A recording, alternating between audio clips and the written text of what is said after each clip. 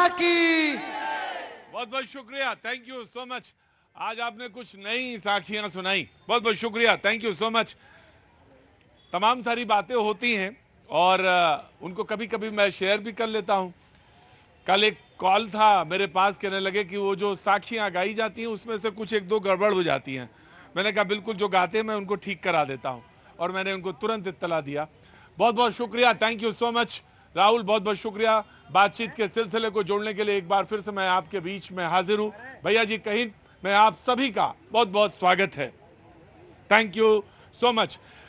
अगर कोई मेरी बेंच देखेगा, मेरी वो सामने वाली बेंच जिसमें मेहमान तशरीफ रखते हैं, तो सोचेगा निकट भविष्य में क्या कोई चुनाव होने वाले हैं।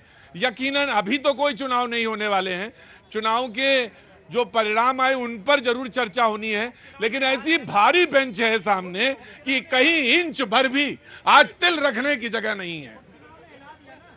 हाँ जी, आ रहा हूं, मैं आ रहा हूं, बिल्कुल आऊंगा, मैं आऊंगा।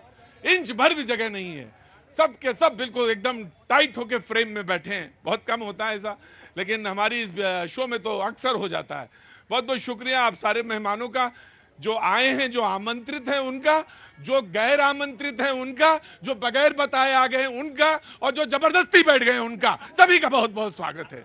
अब आप पूछिएगा कि कौन बगैर बताए बैठा है, कैसे पता चलता है प्रतीक जी आपको कि कैसे बगैर बताए कैसे पता चलता है कि वो आदमी जो है आमंत्रित नहीं है लेकिन बगैर बताए आ गया है? तो जितनी ज्यादा खीसें चेहरे की खिली हो, समझ लो वही बगैर बताए आया। अब देखो आप लोग, पता चला? कहां से आना हो हुजूर आली? दिल्ली। दिल्ली में क्या नाम है आपका? मेरा वेद प्रकाश त्रिपाठी। वेद प्रकाश त्रिपाठी जी, क्या काम करते हैं साहब? मैं सर्वेयर हूँ, सर्वेयर हूँ। तिलकनगर जिला कांग्रेस कमेटी का जनरल सेक्रेटरी भी हूँ। जिला कांग्रेस कमेटी का जनरल सेक्रेटरी। बहुत बहुत स्वागत है आपको। पानी आनी किसी ने पूछा? नहीं पूछा होगा, पूछा वैसे तो पानी सबको पूछा जाता है। चलिए भाई पानी पिलाइए भाई, ले लीजिए, थोड़ा पानी लीजिए। बहुत बहुत अच्छा लगा मुझे, बहुत बहुत शुक्रिया। परिचय ऐसे ही कराना चाहिए, लेकिन कुछ लोग हैं कि सामने बैठ जाएंगे आके, आपको परिचय कराना पड़ेगा। अब आप कर लो जो कुछ करना है, बैठ गए आके, परिचय कराओ उनका भी। बहुत बहुत शुक्रिया। कहां से आना हुआ आपका? कहां से आई हैं? अलीपुर से। बहुत बहुत स्वागत है आपका। क्या नाम है आपका? अमिता। अमिता। तो इधर दिल्ली, इधर कैनॉट प्लेस में आना कैसे हुआ? घूमने आए थे? बहुत बहुत स्वागत है। आप भी आए? कहाँ जा रहे हैं? घर जा रहे हैं। घर जाना मुझे सबसे अच्छा लगता है। जनाब अली, क्या नाम हो गया आपका? मुझे शादाब चौधरी कहते हैं, डिस्ट्रिक्ट बदायूं से आया हुआ हूँ। इस टाइम पे मैं दिल्ली में मौजूद हूँ, मालवीय नगर साकेत में। अच्छा, इस टाइम में मतलब इस टाइम के साथ साथ दूसरी जगह मौजूद हो सकते हैं आप? ये तीसरी जगह ये। अच्छा वाह, क्या बात। मौजूद आए बहुत शादाब भाई जी, शादाब साहब, बहुत बहुत स्वागत है आपका मेरी डिबेट में शरीक होने के लिए। बहुत बहुत शुक्रिया, थैंक यू सो मच। कुछ कहना चाहते हैं? नहीं, जो आपके मन में हो बोलिए। नहीं, जो मन में क्या, नंबर नहीं आएगा आज क्योंकि उधर ज्यादा है भीड़। कोई सवाल का जवाब में तो मजा आता है, वैसे तो मजा आएगा। अरे शादाब भाई, बिल्कुल मेरे लखनऊ के तरह बाशिंदे हैं आप, मजे के लिए आते हैं अब, हैं कि चलो दशहरी आम पक गया उसका मजा लिया जाए। अरे डिबेट है, यहाँ जान निकली जा रही है, आपको मजे की पड़ी हुई है। बहुत बहुत शुक्रिया। जो मेहमान हमारे साथ मौजूद हैं, ईशान त्यागी जी, कांग्रेस प्रवक्ता, बहुत बहुत शुक्रिया, थैंक यू सो मच, बहुत बहुत शुक्रिया। ऋषभ तिवारी जी, बीजेपी का पक्ष रखने के लिए बहुत बहुत शुक्रिया, thank you so much. Vinay Singh Binnu अभी आएंगे तो बैठेंगे कहाँ? विनय सिंह बिन्नू भाई, समाजवादी पार्टी के, बहुत बहुत शुक्रिया, थैंक यू सो मच। नीति शर्मा, राजनीतिक विश्लेषक, जानी मानी भविष्य वक्ता, बहुत बहुत शुक्रिया, thank you so much. Ajay Arora ji, राजनीतिक विश्लेषक, thank you so much Ajay Arora ji. Manish Gupta ji, राजनीतिक विश्लेषक, बहुत बहुत शुक्रिया, थैंक यू सो मच। के शर्मा जी, एडवोकेट हैं, बहुत बहुत शुक्रिया। Pankaj ji, thank you so much. दया भाई, बहुत बहुत शुक्रिया, thank you so much. Auto वाले, नवल वाले भैया, बहुत बहुत शुक्रिया, थैंक यू सो मच। आपका परिचय भूल गया? मेरा अयूब सैफी। हाँ? अयूब सैफी। अयूब सैफी साहब। हाँ जी, हाँ जी, बोले बिन मिलाए मेहमान। बड़े तेज आदमी हो यार तुम लोग तो। नहीं, वो हमारे बड़े पुराने दोस्त हैं, उन्होंने सोचा आगे बैठ जाएं तो कौन रोकने वाला है। बहुत बहुत सैफी भाई, बहुत बहुत शुक्रिया, थैंक यू सो मच आज मेरे इस शो में शरीक होने के लिए। कांग्रेस, बीजेपी ने, कार्य समिति ने वहां बैठ के, संगठन ने विश्लेषण किया कि चुनाव में हार जीत के क्या मायने और कैसे। एक सेंटेंस निकल के आया कि अतीत आत्मविश्वास एक वजह है कि हम जीत रहे हैं बीजेपी की तरफ से, बीजेपी की विश्लेषण है, उसको रखा जा रहा है। अति आत्मविश्वास कि हम जीत रहे हैं। 400, हाँ बिल्कुल ठीक है, मैं बात करता रहूंगा, मैं 400 पे बात करूंगा। अति आत्मविश्वास एक कारण हो सकता है। दूसरा, उन्होंने कहा कि बीजेपी के कार्यकर्ता को किसी भी स्थिति में बैकफुट पर आने की जरूरत नहीं है, ये संगठन के अंदर बोला जा रहा है। और एक बात और कही गई कि संगठन किसी को भी चुने, कार्यकर्ता को बीजेपी का जो निशान है कमल का फूल, उसको आगे रख के काम करना चाहिए, और परिणाम के लिए जो है अति उत्साह वो ठीक है, वहां उत्साह ठीक है। तो ये बात है, 2-4 बातें हैं जिन पे आज चर्चा केंद्रित रहेगी। लेकिन हाँ, जनता के सवाल चाहे महंगाई क्यों हो, चाहे रोजगार क्यों हो, चाहे बेरोजगारी क्यों हो, सबका बहुत बहुत स्वागत। भाजी कहां से आना हुआ आपका? मैं फगवाड़ा से हूँ। फगवाड़ा से, क्या बात है, फगवाड़ा का नाम याद आते ही मुझे याद आ जाता है जी, कपड़े का है ना जी, बोलिए साहब। हाँ जी, जीसीटी का वहाँ पे है बहुत जी जी, कैसे आना हुआ इधर? मैं बंगला साहब गुरुद्वारा आया था दर्शन करने जी। हाँ जी, तो कुछ कहना चाहते हैं? बहुत बढ़िया, आज मौका लग गया, और डिबेट में हिस्सा लीजिए। बीजेपी के सबसे पहले प्रवक्ता को जनाब आली, विश्लेषण हो रहा है हार का कि कहां कहां कैसे कैसे हार हो गई। मैं आऊंगा सफी भाई, आप भी तैयार रखिए। हाँ जी प्रतीक भैया, सबसे पहले भारतीय जनता वो पार्टी है जो ना हार में बहुत ज्यादा उदास होती है, ना जीत पे तो उत्साहित हो जाती है। और हर चुनाव के बाद, चाहे एक मंडल स्तर का चुनाव हो पार्टी के अंदर या फिर नगर पालिका का चुनाव, हम समीक्षा करते हैं। यह हमारी कार्य प्रणाली है, यह हमारे पार्टी का लोकतंत्र है। और यहाँ पे कोई भी एक खड़ा इंसान, चाहे वो ऋषभ तिवारी ही क्यों ना हो, शीर्ष पे पहुंच सकता है। किसी परिवार विशेष के होने की आवश्यकता नहीं, किसी परिवार की परिक्रमा लगाने की आवश्यकता नहीं। एक सामान्य लड़का भी आज आपके सामने डिबेट कर रहा है, कल प्रधानमंत्री बन जाएगा, ये बड़ी बात। इसमें दो राय नहीं, इसमें दो राय नहीं। लेकिन मैं आपको एक चीज बताना चाहता, मैं भी एक सवाल आपसे आज पूछूंगा, छोटे छोटे सवाल जवाब रखो। अरोड़ा जी, मैं आ जाऊंगा आपके पास कि जब आप आत्मविश्लेषण करेंगे उसमें कौन से कारक कौन कौन से रहे, हार के, डिफीट के, तो बात करेंगे ही आप, निश्चित तौर से आपसे आज डिस्कस भी होगा। लेकिन आप जब कारण ढूंढेंगे तो आप अपनी पार्टी में ढूंढेंगे, दूसरे की वजह से तो नहीं हारे ना, ऐसा तो नहीं हुआ। हाँ जी, बिल्कुल बता रहे हैं। जब हार होती है, और हम तो फिलहाल जहां पे हारे वहां पे समीक्षा कर रहे हैं, और हार पे हर पहलुओं पे समीक्षा होगी, और उस पहलुओं पे भी समीक्षा होगी जहां झूठ बोल के खटाखट फटाफट कहा गया, उस पे भी समीक्षा होगी कि हम क्यों नहीं सच्चाई बता पाए, उनके झूठ को क्यों नहीं दर्शा पाए। पॉइंट 1। अच्छा, पॉइंट 1, मैं भी आपके सवाल पूछना चाहूंगा। अच्छा, रिदम तो नहीं तोड़ रहे हो आपकी? बिल्कुल नहीं। अच्छा, तो दूसरी बात मैं आपको बता रहा हूं। हाँ। और कुछ तो यहाँ ऐसे विद्यार्थी है प्रतीक भैया, जो पहली बार देख रहा हूं, फेल होने पे भी खुशी मना रहे हैं, ताली बजा रहे हैं, और उनके पेरेंट्स बोलते शाबाश बेटा, कम नंबर से फेल हुए, ऐसे ही फेल हो।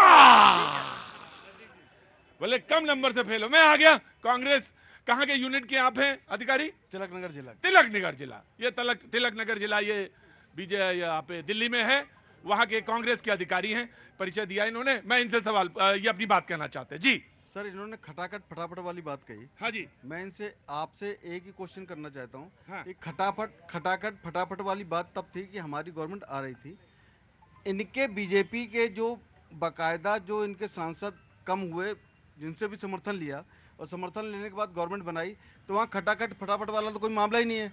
वो सारे डिसीजन तो आप ही लेने हैं। अब आप उस चीज़ को एलोबरेट करके और ये बोलोगे खटाखट फटाफट राहुल गांधी कह रहे हैं, इस वजह से हम खटाखट फटाफट कह रहे हैं कि वो कहाँ है, या उन्होंने जो वादे किए थे, वादा तब करते ना हम जब हम अपनी गवर्नमेंट में आते।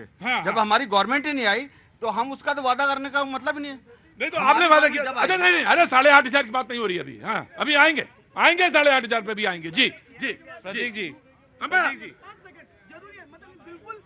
बहुत अच्छा प्रश्न उठाया है। जब राहुल गांधी जी मंच से खड़े होकर ये खटाखट बोल रहे थे ना, तो वो कहीं नहीं बोले कि हम सरकार में आएंगे तब देंगे। उन्होंने कहा कांग्रेस को वोट दो, खटाखट पाओ। तो भैया वोट जहां मिला वहां दो खटाखट, अब क्यों पीछे मुड़ रहे हो फटाफट। ठीक। प्रतीक जी, जनता बड़ी समझदार है, और अभी मैं अरे प्रतीक जी, जनता बड़ी समझदार है। हाँ। और पीछे एक व्यक्ति अभी बोल रहे थे, ये कॉमन सेंस की बात है। वोट दोगे, सरकार बनेगी, उसी के बाद तो खटाखट पैसे आते। आपके जमाने में क्या हुआ ये देश को पता है। बैठिए, वही बैठिए, आराम से बैठिए, वहीं पे बैठिए। अब आइए दूसरी बात पे। देखिए, यूपी में कुल जमा बात ये है कि भगवान काशी विश्वनाथ की धरती ने और प्रभु श्री राम की जन्मभूमि ने यह संदेश पूरे देश को और बीजेपी को दे दिया है कि आपकी विभाजन की राजनीति, आपकी महंगाई बढ़ाने वाली राजनीति, आपकी बेरोजगारी बढ़ाने वाली राजनीति, आपकी गरीबों पे बुलडोजर चलाने वाली राजनीति अब ये देश नहीं सहेगा और बीजेपी को वापस दिल्ली में भेजने का उन्होंने काम किया यूपी से खदेड़ के। दूसरी बात अब देखिए, अब पूरी समीक्षा चल रही है यार, एक रनिंग कमेंट्री ना करो, मैं आ जाऊंगा। पूरी समीक्षा चल रही है, ये पूरा नाटक किया जा रहा है। देश पूरे यूपी में आप बच्चे से जाके पूछ लीजिए। भाई रुको, भाई आ रहा हूँ, मेरे खोपड़ी पे ही बोलोगे। मेरे कान में आ रही है बात। पूरे उत्तर प्रदेश में आप बच्चे से जाके पूछ लीजिए, उसको भी ये मालूम है कि अमित शाह और योगी जी में तलवारें इस कदर खिंची हुई हैं कि दोनों ही डिप्टी सीएम उनको इन्वॉल्व करके। मैं आ गया। मैं आपसे भी तो पूछूंगा, किसी को दिखे ना दिखे तलवार इन्हीं को दिख रही है सिर्फ। दूसरी बात, मैं एक बात सवाल आपसे भी पूछूंगा, भाई उनको आत्मविश्लेषण की पूरी छूट है। आपके यहाँ भी विश्लेषण हुआ था, उसका नाम था एंटनी कमेटी रिपोर्ट। हाँ जी, अरे अभी रुको, पूछेंगे धीरे से। प्रतीक जी, बस इनके विश्लेषण पे पहले इनके विश्लेषण। मजा तभी आता जब दूसरे करो, अपना न करने की जरूरत ही नहीं। ऐसा नहीं है। देखिए, दोनों ही डिप्टी सीएम ब्रिजेश पाठक जी और केशव प्रसाद मौर्य जी सिर्फ और सिर्फ इसी कवायद में लगे हुए हैं कि कैसे उनके पद के सामने से वो डिप्टी वर्ड हट जाए, और दोनों ही मुख्यमंत्री बनना चाहते हैं उत्तर प्रदेश के, जिसमें अमित शाह जी का उनको सहयोग बिल्कुल पूरा मिला हुआ है। अब आइए बात इनके साथियों की। पता चला आपको? जी बिल्कुल, ये बच्चा जानता है। उत्तर प्रदेश से बड़े लोग आए हुए हैं, आप जाके पूछ लीजिए उनसे। दूसरी बात पे देखिए, मैं एक एक करके आता जाऊं, एक एक करके छोड़ा मैं आ जाओ। नो, इनको सपने आ रहे थे रात को कि अमित शाह जी में और योगी जी में सनातनी, इनके ये अपने घर को नहीं देख रहे हैं। गजब है भैया, अपने घर में नहीं देख रहे हैं। और दूसरी बात, महंगाई की बात की है साहब, अपना नहीं देख रहे। अभी तो 3 बार चुनाव लड़े, 99 तक पहुंच पाए हैं, 100 का आंकड़ा नहीं छुपाए हैं। और ये अमित शाह और योगी जी में फासले की बात कर रहे हैं। ये भारतीय जनता पार्टी है साहब, किसी परिवारवाद की पार्टी नहीं है। यहाँ हर नेता, मोदी जी भी कार्यकर्ता हैं, वो अपने आप को प्रधानमंत्री नहीं मानते हैं, वो अपने को प्रधान सेवक मानते हैं। ये भारतीय जनता पार्टी है, एक परिवार की नहीं, हर भारतीयों की पार्टी है। और दूसरी बात, मैं इनको एक बात और कहना चाहता हूँ। महंगाई की बात कर रहे थे साहब, कर्नाटक में सरकार बनते ही 3 रुपए पेट्रोल, 3 रुपए। मैं आया। अरे दूध रुको, महिलाओं के लिए बस का और पुरुषों का बस का यात्रा बढ़ा दिया। देखो, दूध तो उधर बताओ, जैसे ही चुनाव 4 जून खत्म हुआ, दूध तुम्हारे यहाँ बड़े 2 रुपए। रुको, आ रहा। मेरे मित्र ने इसी बात पे, क्योंकि इन्होंने परिवारवाद की बात करी, ऋषभ तिवारी जी ने ये बोला था कि भारतीय जनता पार्टी एक लोकतांत्रिक पार्टी है और उसमें लोकतांत्रिक तरीके से हम इस तरह पूरा विश्लेषण कर रहे हैं अपनी हार का। लेकिन आप ये बताइए, 2017 में जब योगी जी की सरकार बनी थी और तो कौन से संगठन में योगी जी को चुन के उनको मुख्यमंत्री बना के भेजा गया था? वो उस समय एक सांसद थे, वो संगठन के व्यक्ति नहीं थे। और जिसका मैसेज केशव प्रसाद मौर्य जी ने कल दिया है और ये बोला है कि संगठन सरकार से बड़ा होता है, तो उसका जो अंदर का मैसेज है वो योगी जी को सीधा सीधा है कि आप किसी संगठन से चुन के नहीं आए थे और आप मुख्यमंत्री बन गए, तो आपकी जितनी। और दूसरी बात, इसी में दूसरी बात, योगी जी का भी एक ये कहना है। मैं आ रहा हूं, एक मिनट, मैं छोटा रखूंगा।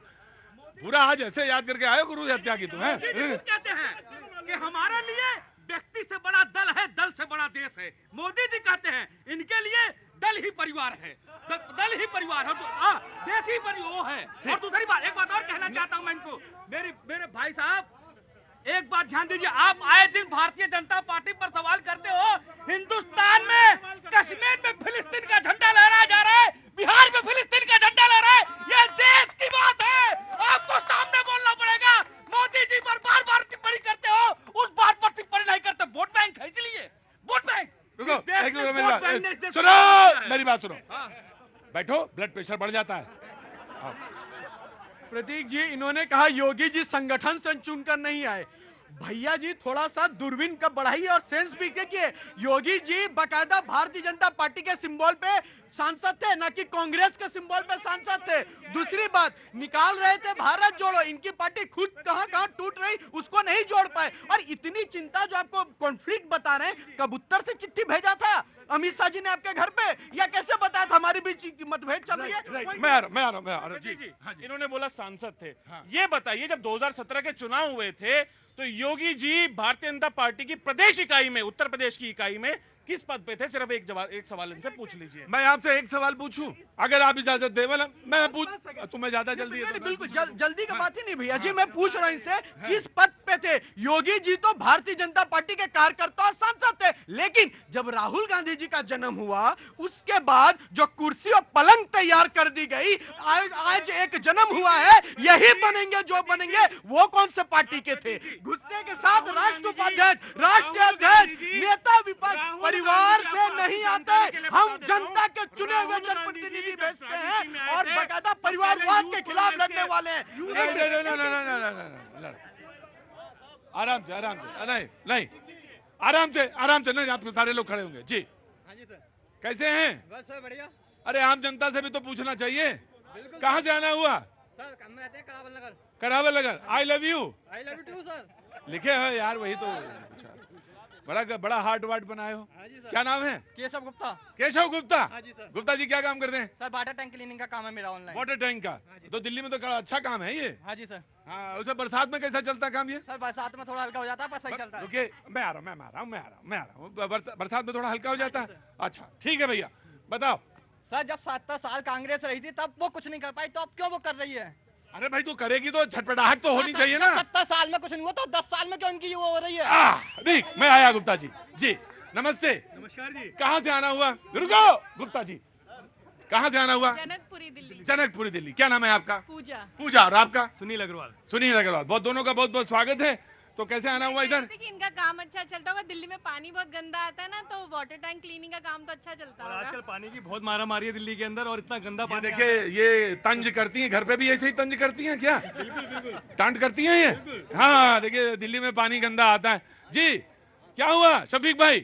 जी शादाब शादाब चौधरी। देखिए ये जो सारा पानी गुड़गो भर कर दिया, नाम गलत बोल दिया मैंने। हाँ शादाब चौधरी। हाँ शादाब। देखिए जी, सारे नाम का ही तो खेल है। कह रहे हैं कि ये जो है सरकार का है ना, हर परिवर्तन होता है साहब 10, 12, 15 साल के बाद एक पार्टी को रख दो, दोबारा हो से बदलना ही बदलना है हर कीमत पे। अच्छा, चाहे वो कितने काम कर दे, उससे कोई फर्क नहीं पड़ता।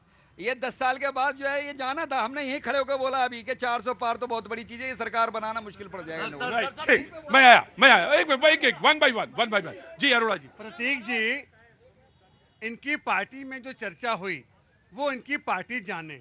मैं ये नहीं बोलूँगा आज कि इनके एक मंत्री ने कहा कि मुझे 42 वर्ष का एक्सपीरियंस है, जितना भ्रष्टाचार पुलिस थाने तहसील में है आज तक मैंने अपने जीवन में नहीं देखा। मैं आज ये भी नहीं बोलूँगा, इनके विधायक ने बोला कि 2027 में हम नहीं आएंगे उत्तर प्रदेश में, ये तो होगी इनकी बात। और मैंने एक कहावत के अनुसार, एक इनकी मीटिंग में चर्चा हुई, अभी तक किसी ने भी नहीं की, ऋषभ तिवारी ने भी नहीं की। इनकी यहाँ चर्चा हुई, अपने दुख से दुखी नहीं हैं, दूसरों के सुख से दुखी हैं। ये अपनी पार्टी में चर्चा कर रहे हैं, अपनी पार्टी में चर्चा कर रहे हैं, अपनी पार्टी में चर्चा कर रहे हैं। इसे कहते हैं ओवर कॉन्फिडेंस। जब ऋषभ तिवारी बोलते हैं मेरे अनुज हैं, ये स्पीड ब्रेकर, लाल बत्ती, सारी सीमाएं लांघ जाते हैं, इसे कहते हैं over confidence. Over confidence Rishabh Tiwari जैसे मेरे साथी के ओवर कॉन्फिडेंस से उत्तर प्रदेश का ये हाल हुआ। ठीक, मैंने लिया। सब्जी साहब बैठिए, ओवर कॉन्फिडेंस ठीक नहीं है, वहाँ बैठिए, उसमें बैठिए। ओवर कॉन्फिडेंस है, बैठिए वहाँ पे। कैसा बैठिए, सारे लोग बैठिए। जी जी। प्रतीक जी, आत्मविश्लेषण की बात हो रही थी, और आत्मविश्लेषण हर इंसान को, हर पार्टी को करना चाहिए। हाँ जी। और अगर कांग्रेस या इंडिया अलायंस आत्मविश्लेषण करेगी तो मुझे लगता है 80 से 85% इनके नेता और इनके जितने भी सहयोगी दल हैं उनको गणित में, केमिस्ट्री में और मनोविज्ञान में दोबारा से उसकी शिक्षा लेने की आवश्यकता है, क्योंकि 99 इनके लिए ज़्यादा है, 240 इनके लिए कम है। ये लोग अपने स्वार्थ के लिए, आज राहुल गांधी का ट्वीट आया है कि इंडिया अलायंस की उपचुनावों में विजय की आप सबको बधाई। वहीं आप टीएमसी के साथ लड़ रहे हैं बंगाल में, पंजाब में लड़ रहे हैं आम आदमी पार्टी के साथ, लेफ्ट के साथ लड़ रहे हैं आप। साउथ में, यहाँ तक बिहार में भी निर्दलीय जीत कर आए हैं, और जहां जहां ये पीछे हैं वहां तीसरे अंक पे पीछे, दूसरे नंबर पे बीजेपी आगे है। यानी कि आप अलग अलग लड़ो अपने स्वार्थ से, और जब ट्रॉफी लेने की बात आए तो हम साथ हैं, हम साथ हैं। इस तरीके का झूठा नैरेटिव, और ये आज का नहीं है, जब से कांग्रेस का जन्म हुआ है। दे दी हमें आजादी बिना खड़क बिना ढाल, साबरमती के संत तूने कर दिया कमाल, कि आजाद हिंद फौज की 40,000 से ऊपर सेना की शहादत नहीं है, कि भगत सिंह की शहादत नहीं है। आज वहां से लेके आज तक 85-100 का आप बॉन्ड कर रहे थे, बॉन्ड करके आपने शहादत संविधान की। प्रतीक जी, मैं इसलिए बोल रही हूँ क्योंकि शहीदों को राष्ट्रपिता मेरे भी हैं, आपके भी हैं, 140 करोड़ जनता के हैं, लेकिन राष्ट्रपिता की आड़ में आप शहीदों का अपमान नहीं कर सकते। ठीक है, मैंने निचोड़ बताओगे? क्या नाम है? नाम बता दूंगा तो मजा पता नहीं सर, बिल्कुल मजा तभी आएगा जब नाम बताओगे। बोलो नाम। शाम हिंदुस्तानी है? शाम हिंदुस्तानी। जब तक पूरा नाम याद आएगा, पिताजी ने रखा था, पूछ के आओ, तब तक नहीं पूछेंगे तुमसे। खड़े रहो। देखिए, नहीं, मैं रुक, मेरी बात सुनो। मैं एक बात बहुत साफ सी कह रहा हूं कि जो आइडल हैं हमारे, उनको कोई बीच में डिबेट में लाने की जरूरत भी नहीं है। और ये सामूहिक रूप से इस देश को आजादी मिली है, और इस देश की आजादी की कीमत समझने की ज्यादा जरूरत है। जिस कैनॉट प्लेस पे खड़े हैं अग्रवाल साहब, नीतीश जी आपको पूरा आजादी है। जिस कैनॉट प्लेस पे खड़े हैं, आपके पुरखे यहां आ नहीं सकते थे। तो आजादी का मतलब लगाइए, यहां खड़े होकर कह रहे मेरा नाम हिंदुस्तानी है, मैं तब तक नहीं बताऊंगा, मेरा मन है। अब वहां पर जब एक समय ऐसा भी रहा होगा कैनॉट प्लेस में कि आपको नाम यहां आना तक मुश्किल रहा होगा। और ये वो जब जी मैं अरे रुकिए भाई ना, जब तुम बहुत छोटे बच्चे थे, जब छोड़ो, मैं बात कर रहा हूं कुछ और। नीतीश जी, मैंने बहुत विनम्रता के साथ कही ना, तो इस देश में सुभाष, अरे भाई लेके जा बाहर, बेवकूफ आदमी।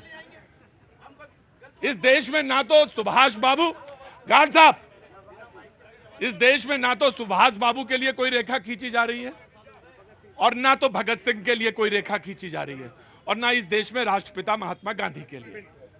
कहीं कोई डिबेट नहीं है उस पर, और उस डिबेट में उलझने की जरूरत भी नहीं है किसी को। नाउ यू प्लीज आगे आइए उसी डिबेट पे जहां पे हम थे। नहीं, बिल्कुल इसी बात पे, क्योंकि नीतीश जी ने ये बात बोली, कांग्रेस की इसमें यही हमारी हमेशा से यही परिपाटी रही है कि इस देश की मिट्टी में महात्मा गांधी जी का भी खून उतना मिला हुआ है, भगत सिंह जी का भी खून उतना मिला हुआ है, सुभाष चंद्र बोस जी का भी उतना ही खून मिला हुआ है, सरदार वल्लभ भाई पटेल जी का भी उतना ही खून मिला हुआ है, जहां पे लाला लाजपत राय जी का भी उतना ही खून मिला हुआ है, और हर हिंदुस्तानी, हर हिंदू का और हर मुसलमान का ही इस देश की आजादी में, इस देश की मिट्टी में खून घुला हुआ है। और ये बीजेपी और आरएसएस की विचारधारा से जुड़े हुए लोग इस बात को नहीं समझ सकते, क्योंकि इनकी राजनीति सिर्फ हिंदू मुसलमानों की विभाजन की ही राजनीति है, और ये उसी पे अपनी रोटियां सेकते हुए आए हैं।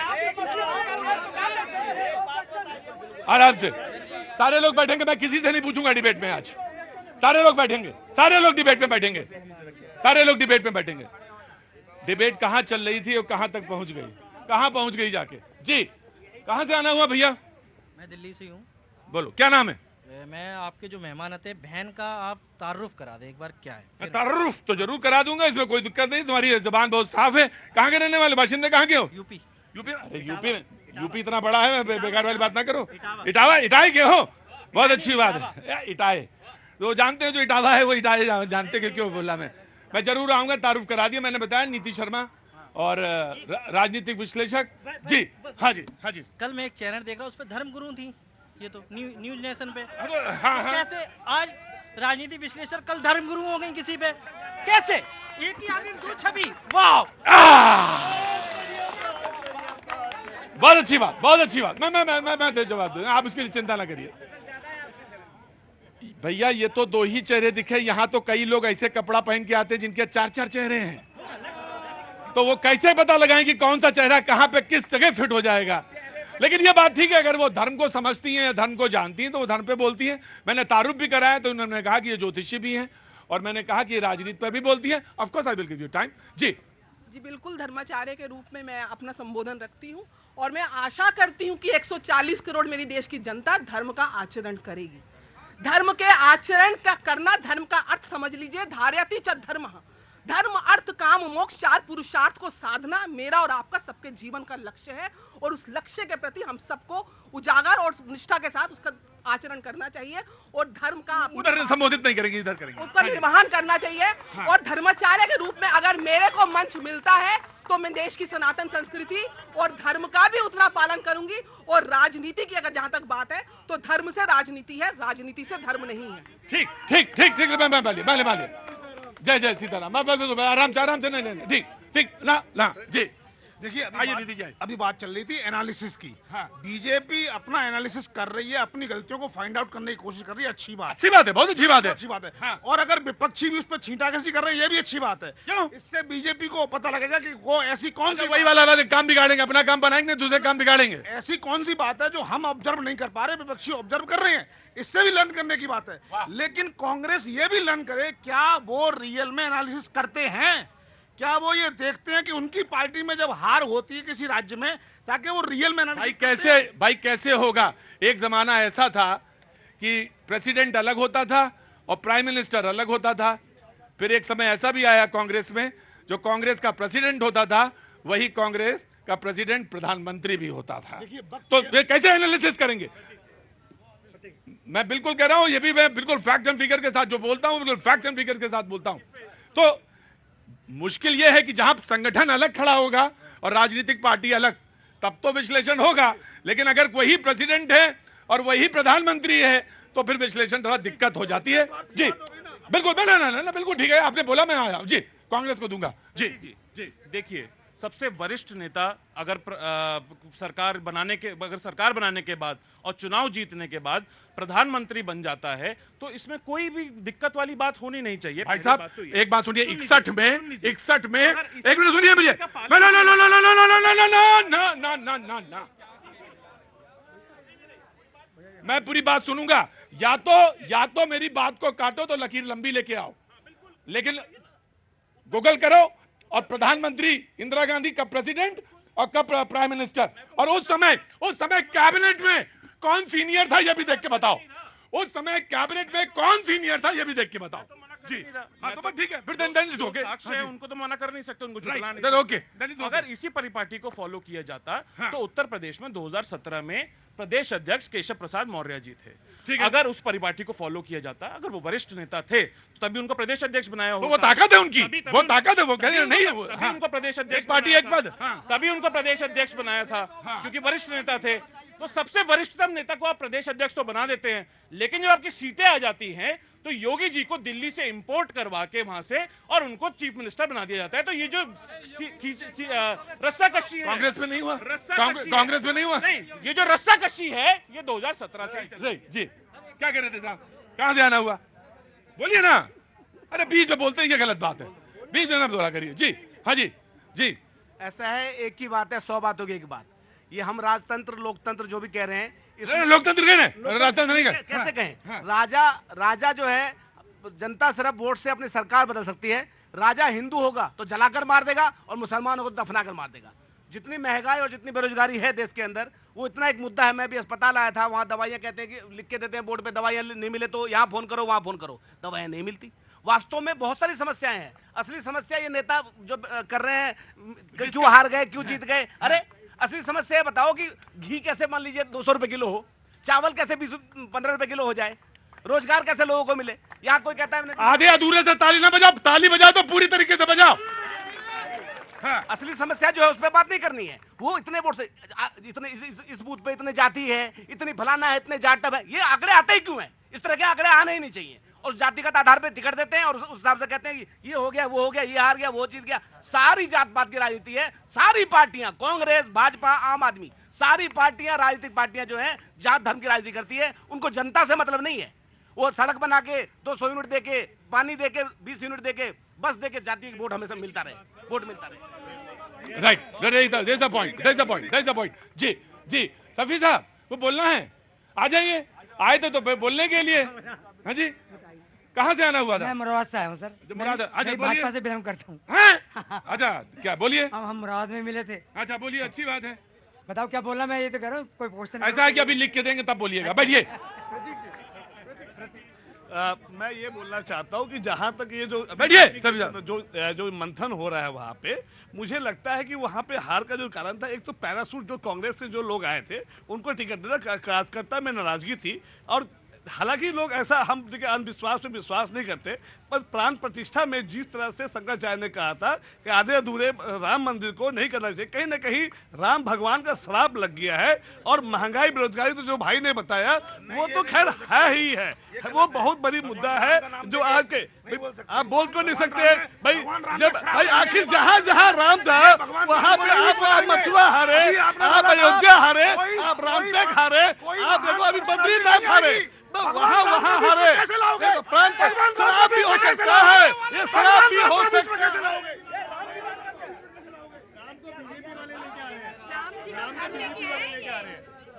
ये बेकार वाली लड़ाई ना करो, ये कौन किसकी वजह से और वो शराब और वो, जी नहीं, बिल्कुल आराम से विश्लेषण हो। और वो जो पॉइंट है आपका पहला पॉइंट के जी, वो मैं समझता हूं, उस बात पे डिस्कशन होना भी चाहिए कि कांग्रेस के नेता बीजेपी में आ जाते हैं और चुनाव लड़ते हैं, तो यकीनन वो बद्रीनाथ में वही हुआ था। जी, वो मैं आपके विश्लेषण में पॉइंट लेता हूं। जी जी, लेकिन भगवान राम की बात कांग्रेस के मुंह से अच्छी नहीं लगती है साहब। मैं आज भी कह रहा हूं, इन्होंने खुद कहा था कि भगवान राम काल्पनिक हैं, एफिडेविट दिया था कोर्ट में है, और भगवान राम मंदिर के खिलाफ इन्होंने 12 वकील खड़ा किए। आज ये राम की बात करते हैं, उन्हीं भगवान राम का श्राप लगा है कि 100 का आंकड़ा नहीं छुपा रहे हैं ये। और बीजेपी की बात कर रहे हैं, भारतीय जनता पार्टी आत्म मंथन, तुमने भी वही बात की, श्राप लगा, उन्होंने भी कहा श्राप लगा। अरे श्राप नहीं, जो क्या नाम है साहब? मैं अमरोहा से आया हूँ। क्या नाम? समाजवादी पार्टी का जिला उपाध्यक्ष हूँ। अच्छा, अरे अतीक अहमद मेरा नाम है। अतीक भाई बोलिए। चर्चित नाम रहा पहले वो। मैं कौन सा नाम? मेरा नाम अतीक अहमद है। तो चर्चित कौन सा नाम? वो चर्चा में रहा पिछले दिनों में। अरे उससे क्या लेना देना? मैं समाजवादी पार्टी का आदमी तो बोलिए ना। मैं ये बताना चाहता हूँ कब हिंदुस्तान का माहौल बदल। अरे भाई रुको यार, बहुत बड़ी डिबेट है, बड़े विचार। हाँ, मैं बताना चाहता हूँ कि हिंदुस्तान ने अब राजनीतिक अंगड़ाई ले ली है। अब 3 मूर्ति हिंदुस्तान के अंदर पैदा हो चुकी, पैदा तो बहुत हो चुकी, उन्होंने अब दोबारा से अवतार लिया, तिबारा से। ममता बनर्जी, अखिलेश यादव, राहुल गांधी, ये इन्होंने भारतीय जनता पार्टी की नींद हराम कर दी है। आने वाले वक्त में उपचुनाव भी होने वाला 10 सीटों पर। प्रतीक भैया जी, आप वहाँ जाओगे भी, आप देखना भी 10 की 10 समाजवादी पार्टी और गठबंधन जीतेगा। आने वाले वक्त में परिवर्तन आने वाला है। जी, आपने कहा कि तीन धर्म और राजनीति बोल दीजिए। धर्म और जाति की राजनीति को लोगों ने नकार दिया है। ठीक, आपने कहा कि 3 मूर्ति का 3, समझ गया भाई, वो तो बाकी तो भाषण का हिस्सा है ना, इतना कमजोर जनता के ना समझो, 2 मिनट में समझ लेती है। आपकी जो ऑपरेटिव पोर्शन है वो ले लेता हूं मैं। आपने कहा 3 मूर्ति का जन्म हो चुका है, 1 मूर्ति अवतार, 3 मूर्ति का अवतार होती है, एक तो ममता बनर्जी, दूसरा राहुल गांधी और तीसरा ये 3 मूर्ति है। जी साबित कर दिया। जी हाँ ठीक। अब आप देखिए, भाषण नहीं, मैंने ले लिया। जी, कहाँ से आना हुआ साहब? गाजियाबाद से। देखिए ये सुनिए बाबूजी, मैम चुपचाप खड़े रहिएगा। देखिए, ये बीच बीच में अंगड़ाई मत लिया करिए। जब मैं आया था पूछने तब आप लिया करिए। बोला जी, कहाँ से आए साहब? गाजियाबाद से आया हूँ, बिहार से रहने वाला हूँ। जी नमस्ते। जी भाई साहब ने एक शब्द बोले जो बीजेपी और आरएसएस आज तक कभी भी राजनीति विंग में आई ही नहीं है। ये लोग की आरएसएस के नाम पे अपना रोटी सेकने में लगे रहते हैं। आरएसएस जब आप जाएंगे तब समझेंगे क्या होता है। आरएसएस एक व्यक्ति निर्माण का केंद्र है, ना कि आरएसएस कोई राजनीति पार्टी है। अब आप एक दिन आरएसएस के शाखा में चले जाएंगे तो जीवन भर जाएंगे। आरएसएस क्या है आपको पता नहीं है। आरएसएस केवल आपका निर्माण करता है। आरएसएस कोई राजनीति विंग है ही नहीं, ना आरएसएस आज तक कोई राजनीति में आया है। देख आराम से मैं बिल्कुल अराजकता नहीं। जी मैं छवि भाई पीछे से। जी नमस्ते, मैं आ गया। मैं आराम से खड़े रहोगे तो आ जाऊंगा। जी आइए जनाब, क्या बहुत अच्छी बात है, भरत मिलाप करेंगे, बस खड़े रहो। जी साहब, कहाँ से आना हुआ? मेरा जयपुर राजस्थान से हूँ। जयपुर राजस्थान से, क्या नाम है साहब? पूरन सिंह जी, बहुत बहुत स्वागत है। और विश्लेषण हो रहा है, जैसा मुद्दे के मालूम है कि कांग्रेस में बीजेपी का वहां पे विश्लेषण हुआ उत्तर प्रदेश में, यूपी में, कि हार का कारण क्या है और जीत आगे कैसे करना है, 27 कैसे देखना है इस पर। जी जी, मैं हार और जीत पे तो अपनी टिप्पणी नहीं रखूंगा सर यहाँ जो आपकी व्यक्तिगत हो वो बात करिए जी। बाकी मेरे भाई ने जो पीछे जो टी शर्ट में खड़े हैं, उन्होंने जो पक्ष रखे हैं, मैं उनका पुरजोर समर्थन करता हूँ एक सैनिक होने के नाते, कि इस देश के अंदर जो मुद्दे हैं वो काम के मुद्दों की बात उन्होंने की है। कि आप हॉस्पिटल में आप दिखाएं, भाई सफी साहब आप इन पर बहुत डिस्टर्ब कर रहे हैं, अब आप जाओ। कि आप अस्पताल में किसी मरीज को दिखाने के लिए गए, वहाँ पे जो मेडिसिन के लिए फ्री में जो हम बात करते हैं कि वो ट्रीटमेंट मिलना चाहिए, तो वो चीज़ें वहाँ पे अवेलेबल हो नहीं पाती हैं, उनके बारे में बात किया जाए।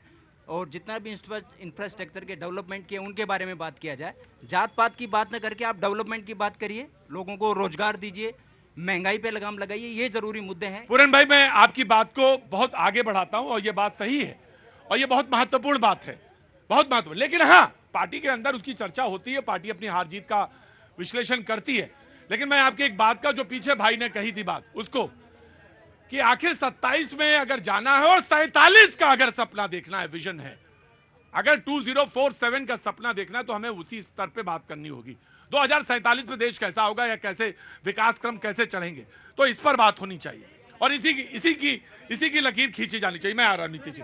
जी जी सर, मैं वैसे सैकड़ों लड़कों को जानता हूं, बिहार से आता हूं, सैकड़ों लड़कों को जानता हूं इस दिल्ली में जो रहते हैं 24 घंटा में एक बार भोजन करते हैं और पढ़ाई कर रहे हैं। सर देखिए, एक लाइन का विश्लेषण है इस देश की जनता ने, क्योंकि बिहार की बहुत अग्रिम भूमिका है देश की राजनीति में, इसलिए मैं कहना चाहता हूं, एक लाइन का विश्लेषण है कि विपक्ष ने कहा कि विपक्ष मजबूत नहीं है, इसलिए इस बार के चुनाव में देश की जनता ने विपक्ष को मजबूत करने के लिए ये अपना जो है मत दिया है इस तरह का।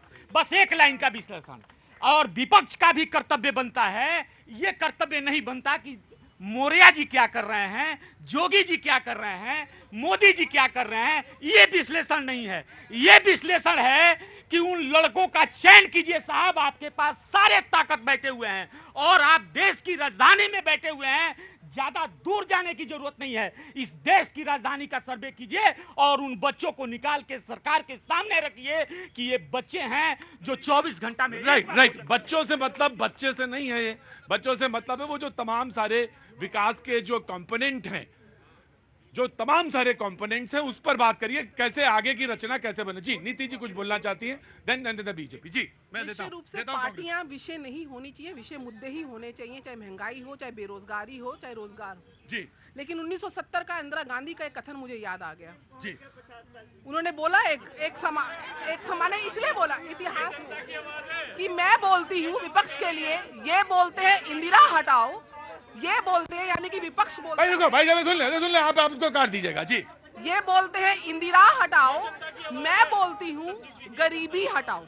आज 6 दशक तक इंदिरा जी और उनकी सरकार उनके का काम करते रहे, क्या गरीबी हट गई? नहीं हटी। लेकिन मैं कंपैरेटिव एनालिसिस कर रही हूँ कि जब मनमोहन जी के समय में 10% तक इन्फ्लेशन चली गई थी, आज 4 या 5 पे है। आज इंफ्रास्ट्रक्चर, सेमीकंडक्टर डिवाइसेस, आखिरी गांव तक रोड्स, हर नल से जल, आपको बिजली मुहैया कराई जा रही है। देखिए गतिशील काम है, विकास का काम गतिशील है, समय के साथ आगे बढ़ेगा, लेकिन जो स्केल पे काम हुआ है उस स्केल को ठीक मैंने 10 सेकंड नहीं, आराम से करिए। मैं अग्रवाल जी आए किस काम के लिए थे आप ये बताइए। आज दोनों, अच्छा दोनों लोग एक साथ ना आया करिए, एक आया करिए, नहीं दोनों लोग बहुत ज्यादा मामला पड़ जाता। जी नहीं, मैं पूछ लूंगा आपसे, बिल्कुल अग्रवाल जी पूछूंगा, लेकिन दोनों लोग एक साथ ना आया करिए, एक आया करिए। 2014 में जो ये 2070 सालों की बात करते हैं हम, 2014 में मोदी जी को लाए इसलिए थे कि गरीबी हटे, बेरोजगारी हटे और देश का भला हो, सब कुछ अच्छा हो। पर नहीं, अच्छे दिन का हम लोगों को प्रलोभन देके, और उसके बाद क्या राजनीति हुई? सिर्फ राजनीति क्या हुई? हिंदू मुस्लिम, गरीबी की कोई बात नहीं हुई, सिर्फ हिंदू मुस्लिम। उससे हमारा देश आगे नहीं बढ़ेगा। हम 2014 में मोदी जी को इसलिए लेके आए कि हमें पेट्रोल 40 रुपए चाहिए था। हम मोदी जी को इसलिए लेके आए कि हमें राशन की दुकान पे राशन अच्छी क्वालिटी का मिले। हम 5 किलो राशन के लिए नहीं लेके आए थे। आज 80 करोड़ लोगों के लिए उस देश के प्रधानमंत्री को मर जाना चाहिए जो कि 80 करोड़ लोगों को राशन फ्री में देने के कारण वो जी रहे हैं। क्या उस प्रधानमंत्री को? सॉरी, नहीं अग्रवाल जी देखिए मानी चाहिए ऐसे लोगों को जो कि 140 करोड़ में से 80 करोड़ लोगों को राशन फ्री में दे रहे हैं। मोदी जी जादू की छड़ी लाया था। एक मिनट आराम से 50 साल में जो एक मिनट चुप, पहले धैर्य से, आराम आराम। किससे जवाब लेना, क्या कह रहे हैं आप? ठीक ठीक ठीक, मैं आऊंगा। हमारे अग्रवाल जी भैया जी, आपने बहुत सही जवाब दिया, बहुत सही बात कहा आपने। 50 साल कांग्रेस आई थी जो गरीबी मुक्त कर रही थी, गरीबी नहीं मुक्त हो पाई। मोदी जी 10 साल में आए हैं और जादू की छड़ी लाए हैं कि 10 साल में वो देश में से गरीबी और बेरोजगार दूर कर देंगे, सारा 70 साल का कूड़ा। और दूसरी बात मैं कहना चाहता हूँ, प्रधानमंत्री आवास योजना से 4.5 करोड़ गरीबों को अगर घर मिला है तो नरेंद्र मोदी जी की सरकार में मिला है। 80 करोड़ गरीबों को मुफ्त राशन इसलिए दिया जा रहा है क्योंकि आर्थिक स्थिति मजबूत हो रही है। उसके बाद महिलाओं को लज्जा घर दिया गया, आयुष्मान कार्ड दिया गया, उज्ज्वला योजना से उनके घर के दुख हटाया गया। आप क्या सोचते हैं मोदी जी 10 साल में बहुत बड़ी कू कर देंगे? नहीं, समय चाहिए, समय चाहिए। प्रतीक जी, पहले तो सारी जनता को प्रणाम और सलाम। जब नीति जी बोल रही थी तो वहां से एक हमारी जनता ने कहा कि फिर ले आए 50 साल। मैं बता रहा हूं, जो रियल पॉलिटिशियन होते, स्टेट्समैन होते ना, वो जनरेशन बिल्डिंग की बात करते हैं, अब कमिंग इलेक्शन की नहीं सुनते। जरा सुनिएगा क्यों बार बार 50 साल आता है। जब भारतीय जनसंघ का गठन हुआ था सर, जब आजादी मिली थी ना, तो ये वही कांग्रेस थी जो पूरा बंगाल पाकिस्तान में दे रही थी। श्यामा प्रसाद मुखर्जी ने सत्ता को ठुकरा दिया और आधा बंगाल अगर भारत में है तो भारतीय जनसंघ की देन है। दूसरी बात, 1965 में जब लड़ाई हुई ना, तब हमने नारा दिया, ना फौज हारी ना कौम हारी, हार गई सरकार हमारी। हमने सेना पे सवाल नहीं किया और उन्होंने कहा कि आपको हम चुनकर लाए थे महंगाई घटाने के लिए, आपको हम चुनकर लाए थे हिंदू मुस्लिम नहीं करने के लिए। बेशक सर, हम भी चुनकर आए थे एक वातावरण बदलने के लिए, लेकिन जब एक जिम्मेदार पार्टी के तौर पे जब कोई सनातन को राक्षस बोलेगा, 80 करोड़ जब वहां पे बहुसंख्यक रहेंगे तो जवाब देंगे। और हम हिंदू मुस्लिम, एक मिनट पे जवाब ले लीजिए, जवाब हर समय, या तो चिल्ला लीजिए सर। क्या करते भाई, बैठ जाओ। मैं लेता हूँ।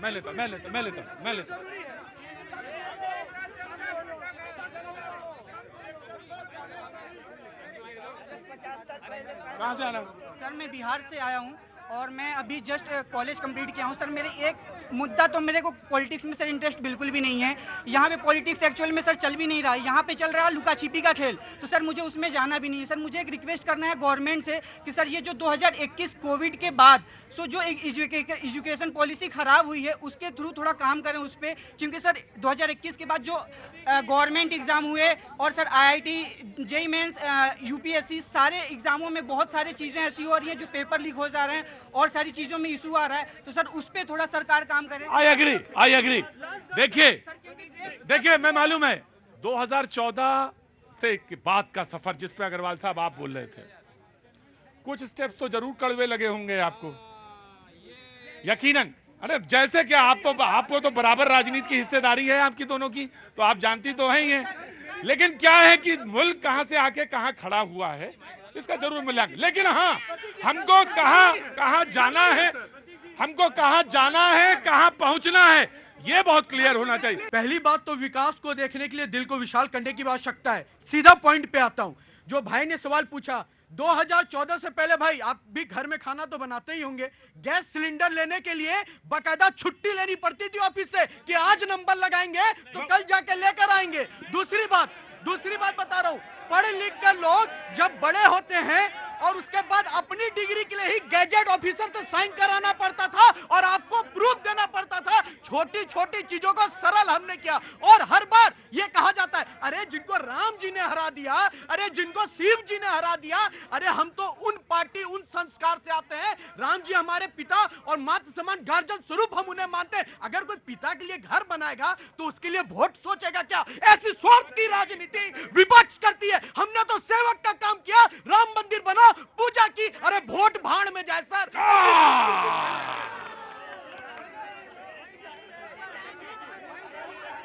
ईश्वर, रुकिए भाई, रुको। ईश्वर जो है, रुकिए सर, नहीं रुकिए, लो। ईश्वर जो है सर्वोच्च सत्ता है और ईश्वर जो है बड़ा तटस्थ भी है, तटस्थ है वो कोई इधर न उधर न, वो बिल्कुल एकदम समान दृष्टि से देखता है। इसलिए बहुत विनम्रता के साथ, सहजता के साथ डिबेट में आगे बढ़ेंगे।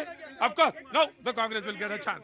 अभी हमारे साथी ने, भारतीय जनता पार्टी के साथी ने बोला कि विकास को देखने के एक विशाल दिल की जरूरत होती है। My dear friend Rishabh Tiwari ji, आप ये देखिए, जो गरीब होता है वो विशाल दिल नहीं, वो विशाल जेब चाहता है। वो चाहता है कि उसके बच्चे अच्छे स्कूलों में पढ़े, वो चाहता है उसके दिन में जब वो लेबर का वापस कर काम करके आए तो उसे उचित सैलरी मिले।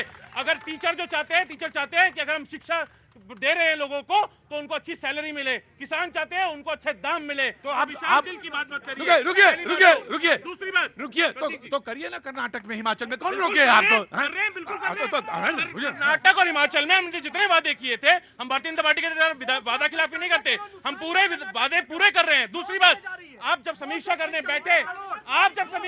बैठे तब ये सोचे कि जब 60,000 नौकरियां निकलती हैं उत्तर प्रदेश में तो लगभग 48 लाख युवा उसमें आवेदन करते हैं, उनकी भी समीक्षा करिए। आप जब समीक्षा करने चले तो जब बाबा महाकाल के और बाबा विश्वनाथ के जिससे अभिषेक होता है, दूध, दही, घी, मक्खन, शहद, सबके दाम आपने बढ़ा दिए, आप उसकी भी समीक्षा करिए।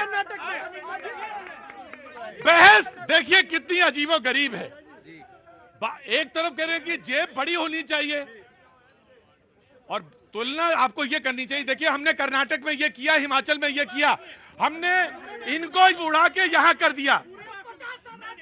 मैं रुके, मैं आपको पूरा चांद, मैं सोच रहा था कि आप उदाहरण देंगे मुझे कि देखिए मैंने हिमाचल में ये कर दिया, मैंने कर्नाटक में ये कर दिया, मैंने राम लखन की जिंदगी बदल दी, हमने शिव सेवक के मुस्कान के इंतजाम कर दिया। लेकिन आपने कहा कि डिबेट जब करने आए, मौका जब मैंने दिया तो आपने वही 2-4 लाइनें, वही बातें, तो वही बातें सुन के सारी चीजें। जी जी जी, आपको ना उदाहरण मिलेगा ना ही विजन मिलेगा। एक विजन था 2014 से पहले संसद में कि कभी डीबीटी जो थी पहले 15% जाती थी सिर्फ, आज 100 की 100 जाती है।